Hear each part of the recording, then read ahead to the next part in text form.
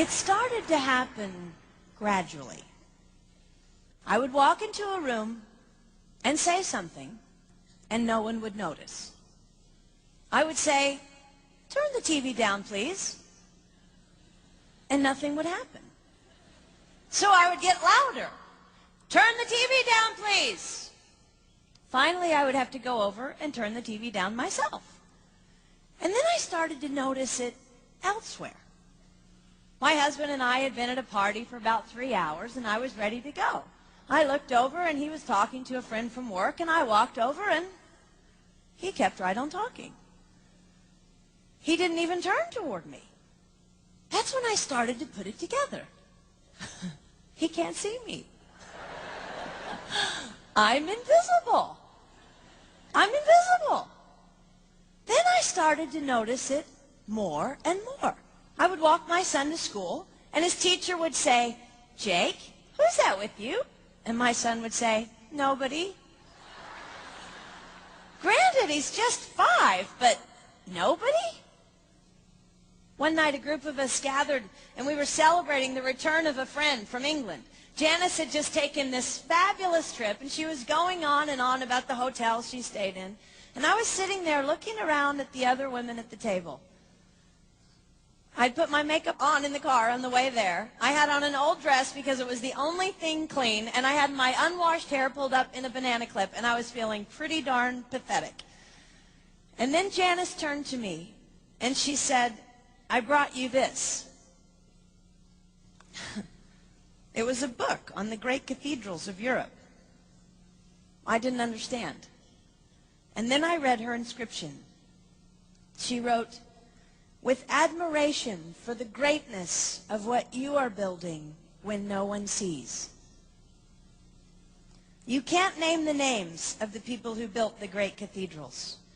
Over and over again, looking at these mammoth works, you scan down to find the names, and it says, "Builder, unknown, unknown, unknown."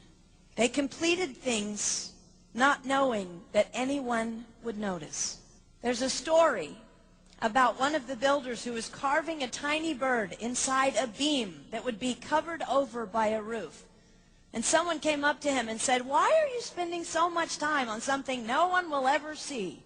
And it's reported that the builder replied, "Because God sees." They trusted that God saw everything. They gave their whole lives for a work, a mammoth work, they would never see finished. They showed up day after day. Some of these cathedrals took over 100 years to build. That was more than one working man's lifetime. Day after day. And they made personal sacrifices for no credit. Showing up at a job they would never see finished, for a building their name would never be on. One writer even goes so far as to say no great cathedrals will ever be built again because so few people are willing to sacrifice to that degree. I closed the book, and it was as if I heard God say, "I see you. You are not invisible to me. No sacrifice is too small for me to notice. I see every cupcake baked, every sequin sewn on, and I smile over every one. I see every tear of disappointment when things don't go the way you want them to go. But remember, you are building a great cathedral. It will not be finished in your lifetime, and sadly, you will never get to live there. But if you build it well, I will." At times, my invisibility has felt like an affliction to me. But it is not a disease that is erasing my life. It is the cure for the disease of self-centeredness. It is the antidote to my own pride. It's okay that they don't see. It's okay that they don't know. I don't want my son to tell the friend he's bringing home from college, "You're not going to believe what my mom does. She gets up at 4 in the morning and she bakes pies and hand bastes a turkey and she presses all the linens." Even if I do all those things, I don't want him to say that. I want him to want to come home.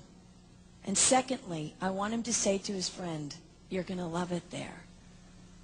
It's okay that they don't see. We don't work for them. We work for him. We sacrifice for him. They will never see. Not if we do it right. Not if we do it well. Let's pray that our work will stand as a monument to an even greater God.